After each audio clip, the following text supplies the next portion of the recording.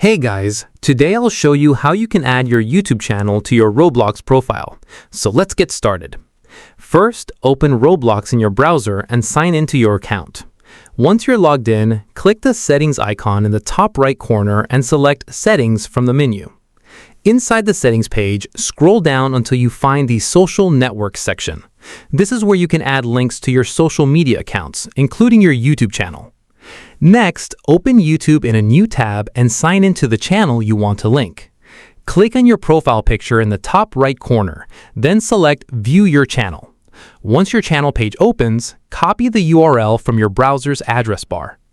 Go back to Roblox and paste the copied YouTube channel link into the YouTube field under the Social Network section.